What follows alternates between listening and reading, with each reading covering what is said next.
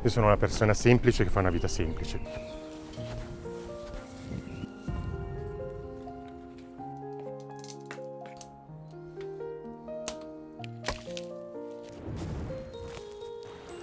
Chiudo gli occhi, li riapro, dipingo. E tutto fluisce come un torrente di montagna.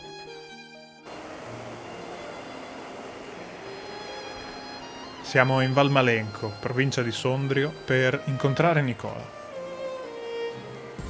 Che bello incontrarti, ti salutare. Come stai? Nicola Magrin è un artista italiano.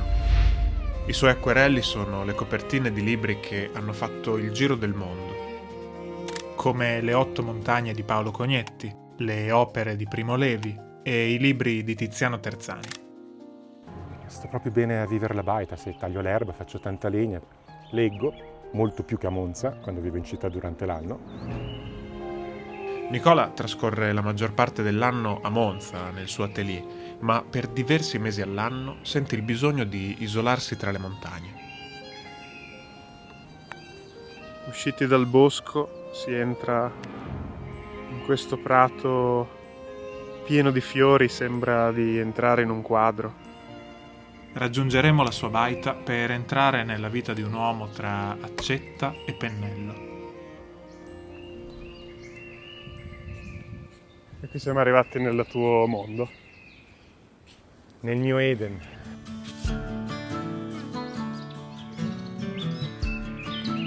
A 1700 metri, in una vecchia borgata di montagna, tra baite crollate e animali selvatici, c'è il rifugio di Nicola.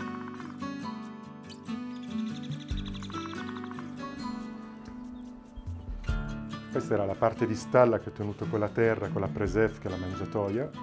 Qui abbiamo il vino, che in montagna non manca, i salami, la verdura, le mele, il formaggio. Qua ti puoi lavare al mattino, vedi c'ho il sapone.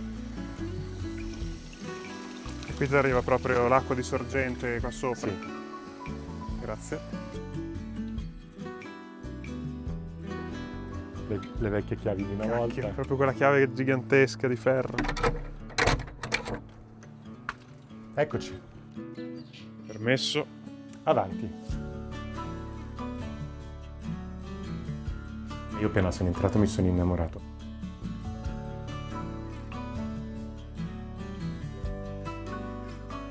C'è un'identità chiara nella baita, un grande rispetto della tradizione che si unisce all'arte di Nicola. Ho rifatto il pavimento, ho tirato giù una parete. Era molto buia, invece così è luce. E ovunque mi volto, cosa che ovviamente a casa non succede a Monza, ho verdi. A me questa cosa mi piace follemente, proprio tanto.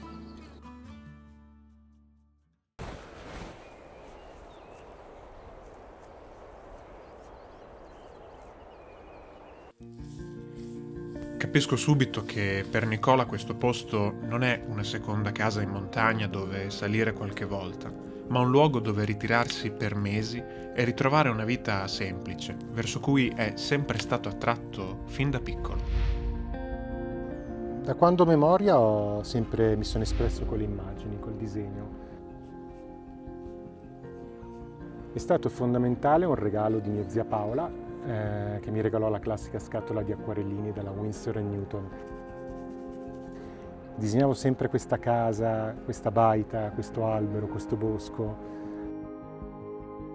Seppur cresciuto in città, Nicola frequenta queste zone fin da bambino con la famiglia e da subito è colpito dagli anziani abitanti di queste montagne, nelle loro piccole baite di pietra. Mi sono sempre considerato a parte, ho fatto sempre fatica a legare coi coetanei. Mi sono sempre trovato meglio con persone più grandi di me, molto più grandi di me. Così inizia a trascorrere tanto tempo con diversi abitanti della valle ed è uno in particolare che cambierà il suo percorso. Ecco, io quando ho avuto l'incontro la prima volta col Costante è stata una rivelazione, perché come età poteva essere un nonno che io non ho mai avuto. Tagliava la legna, aveva l'orto, era molto selvatico ed è stato proprio un'educazione sentimentale a rispettare e amare la montagna. incontrarlo mi si è aperto un mondo e ho detto, ecco, io voglio scoprire quella strada, un percorso simile, vorrei poter passare dei mesi in una baita in un bosco.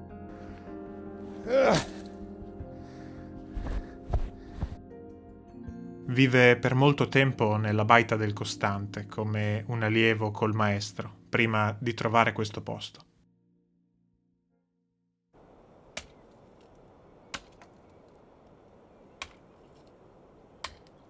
Siccome la baita va solo con la stufa, l'acqua calda sia per lavarti che lavare i piatti e il boiler a legna, e quindi non si torna mai dal bosco a mani vuote.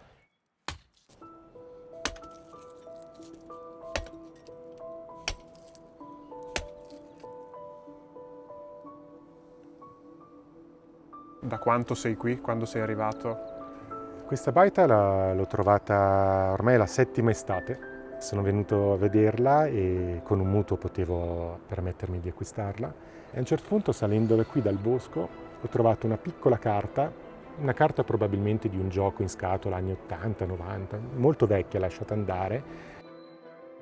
Questa figura era Leonardo da Vinci, c'era scritto 26 pittore. Io sono nato il 26 gennaio e faccio il pittore. Allora ho detto, sei tu.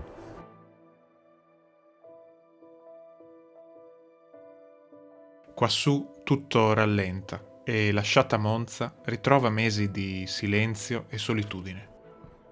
Però stando tanto solo come ho fatto questo periodo quassù, ti rendi conto che è bello anche non poter parlare, poter stare zitto e ascoltarti, ascoltare i tuoi pensieri, e quindi diventa anche una fatica a volte parlare, insomma, socializzare, tra virgolette.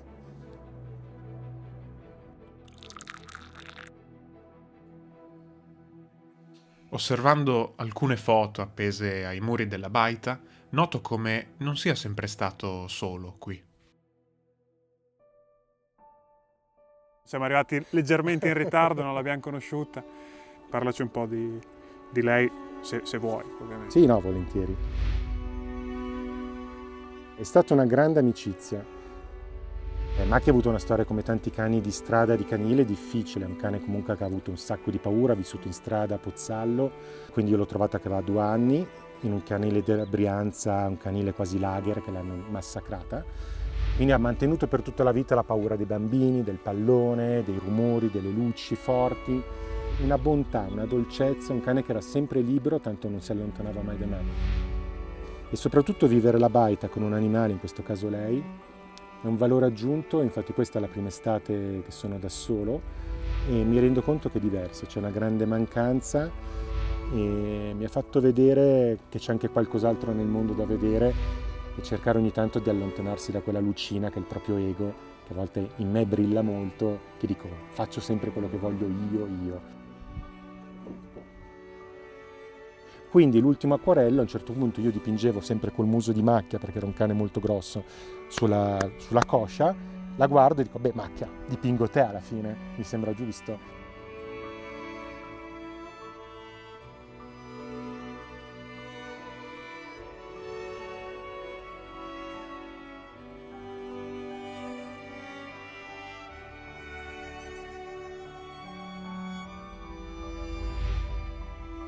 E dopo una settimana ha lasciato il suo corpo quassù, all'improvviso. Il fatto che sia successo qui, comunque quella notte, che ovviamente ha abbracciato lei sotto una luna stupenda vedendo il disgrazia, ho pianto così tanto che non ho mai pianto così tanto in vita mia. Però mi sono stato quasi cioè mi sono proprio svuotato e lì proprio le ho detto ciao amica mia, fai buon viaggio. E sono felice che sia successo qua. Fosse successo a Monza sarebbe stato più artificioso, quindi secondo me più doloroso. Qui è stato quasi proprio naturale. Una morte molto leggera nel suo paradiso.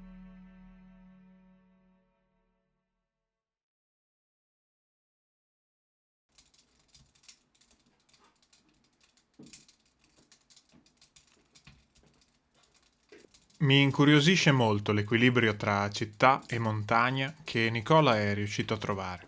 Ho bisogno anche di giù, della vita giù, di anche un po' di socialità, insomma. La mia compagna, mia mamma, mio padre, mio fratello, i miei nipoti, la casa editrice.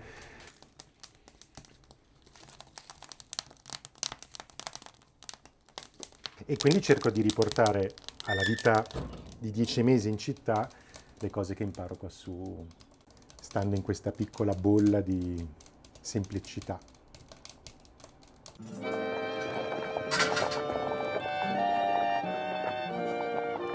A pranzo capisco che le capacità artistiche di Nicola non si limitano agli acquerelli.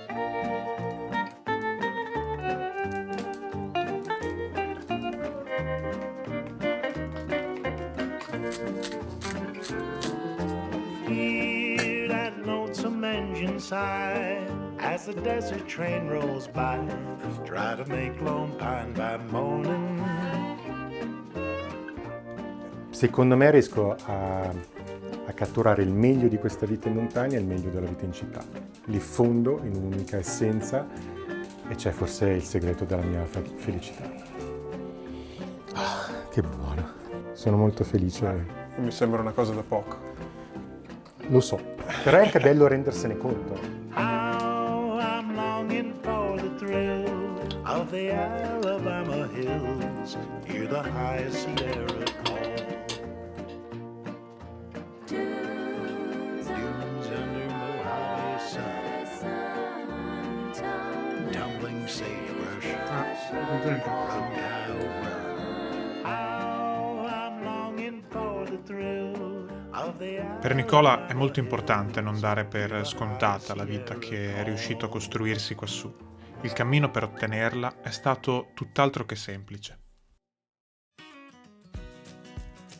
Nei nostri viaggi i servizi di NordVPN sono uno strumento importante per proteggere i dati sensibili online dei nostri dispositivi dalle minacce delle reti pubbliche poco sicure.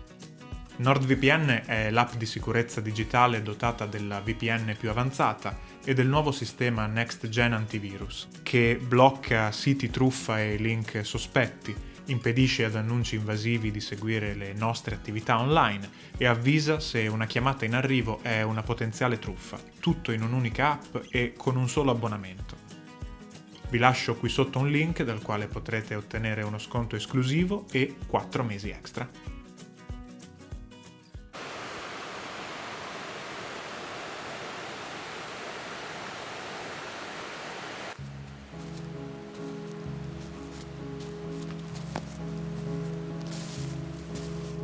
Fin dai tempi dopo il liceo classico ho fatto l'Accademia di Brera a Milano, sono stati anni veramente bui, non mi sono piaciuti, non tornerei indietro ai tempi dell'università mai poi mai. Quali erano gli aspetti che ti facevano stare male?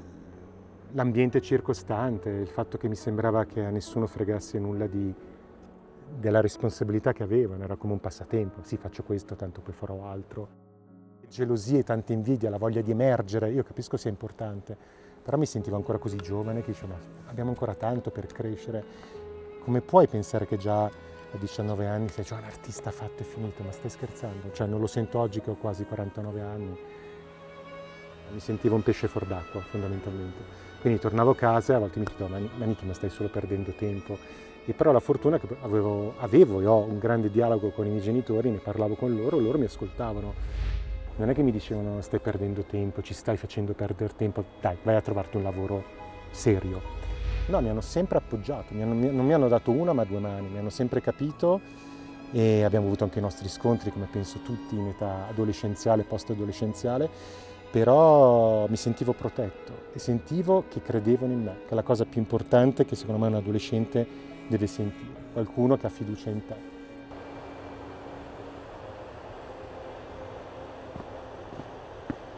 Passo dopo passo, Nicola sviluppa la sua identità artistica, riuscendo sempre meglio ad esprimere quello che ha dentro.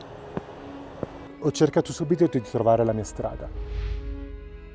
Il professore di pittura me lo diceva, dice hai un segno, continua così, non mollarlo, non seguire le mode, non seguire i fenomeni e non avere paura di metterti a nudo, quindi di mostrarti anche fragile, debole e vulnerabile nei confronti dei giudizi altrui. E io ho avuto anch'io le mie porte sbattute in faccia, i miei no. Vivere di arte partendo da zero è una sfida che richiede grande perseveranza. Sono tante le difficoltà da affrontare. Momenti di sconforto tanti, momenti in cui ti rendevi conto che metti in dubbio ogni cosa Difficoltà anche economica ovviamente, perché comunque quando rendi conto che insomma, vendi forse 15 quadri all'anno, ma quanto vivi? 5 mesi, e gli altri mesi cosa fai? Tiri la cinghia, ma a un certo punto ti fai due domande e dici ma ha senso continuare?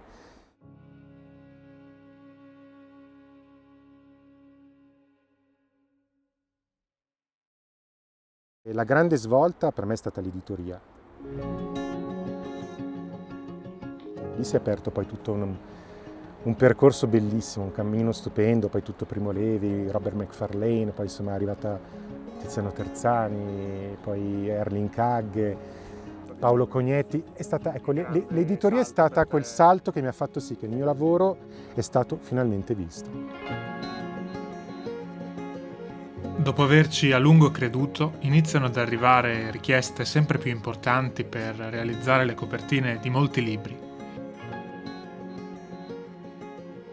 Viene richiesta nello specifico l'arte di Nicola, in grado di descrivere così bene la relazione tra uomo e natura. Io non ho mai visto l'Eden di persona, ma non lo immagino poi molto diversa. Poi mi piace suggerire il sogno di questa immagine, cioè non entro mai nel dettaglio, lavoro con le chiazze, quindi non farei mai il rododendro o un altro fiore, però è suggerire un'idea, un'emozione, quello che sto provando io è molto bello, a volte mi riesce, quindi dico che bello condividere una grande gioia e felicità. Ecco, baciati dal sole.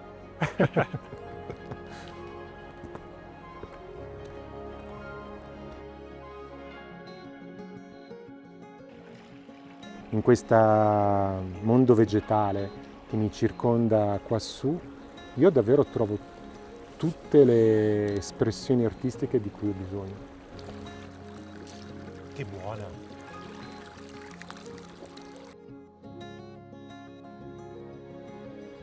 Mi è capitato spesso, guardandomi intorno, di avere la sensazione di entrare in un acquerello di Nicola. Geometrie astratte, dettagli, come pennellate su un foglio. Arrivare all'essenzialità, infatti io non dipingo queste montagne, è forse più una montagna dell'anima, cioè una montagna senza nome, una montagna immaginata. Forse dipingo queste atmosfere.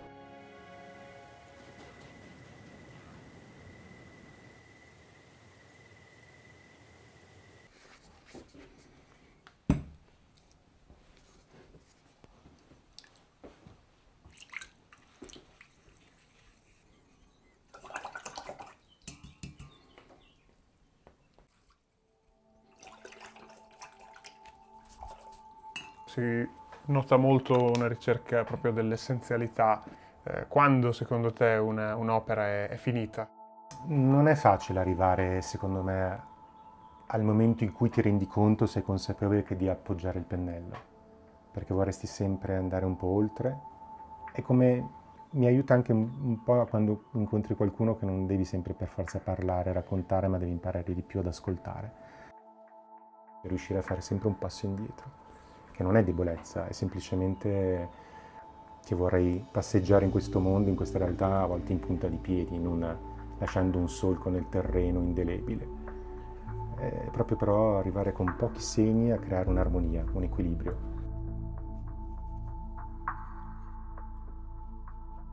E poi soprattutto far dialogare la chiazza, la macchia, che può diventare astratta, oppure prendere le sembianze di una figura umana in cammino, con il bianco, perché il bianco è proprio lo spazio dell'anima, nel senso, e c'è proprio questa idea di infinito, di libertà, di non costrizione e di non mettere dei paletti, delle cornici, ma c'è l'idea di andare.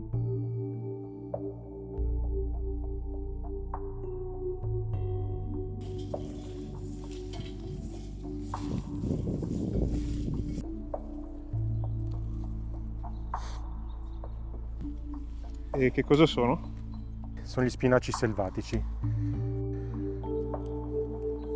E ti capita di venire ogni tanto a raccogliere alcune erbe spontanee qui per arricchire un po' i pasti? Sì, c'è tutto, c'è il tarassico. Io non sono un grande conoscitore, Sì. prendo un po' quello che mi hanno insegnato gli anziani. che stiamo raccogliendo lo spinacio qui nel prato e ci siamo accorti che a pochi metri da noi poi c'è il capriolo che ci ha seguito prima. Stiamo condividendo queste zone con loro. Ci ha portato anche da lui, guardalo lì che meraviglia. Esemplare bellissimo.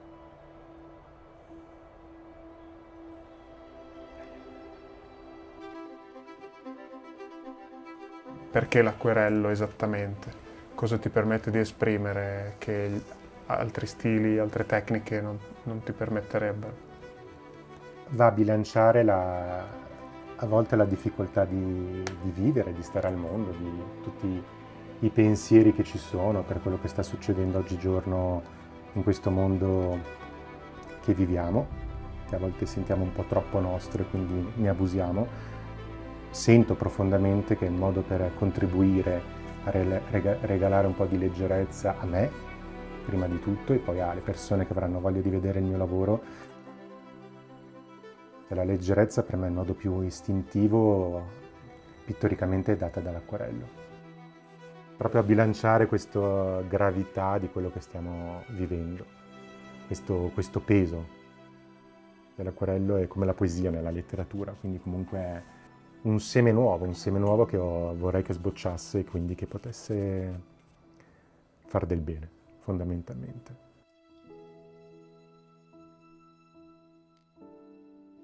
Ovviamente anch'io ho gli alti e i bassi delle giornate come tutte le persone, però almeno quando dipingo mi sento totalmente libero. Ho in mano la mia vita, ecco.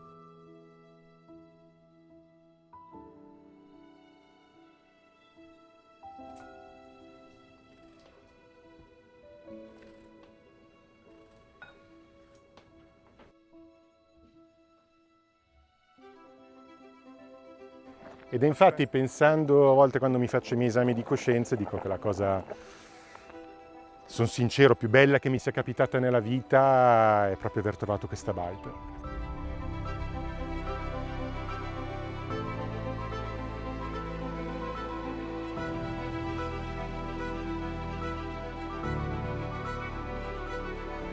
Acqua, vino e amicizia.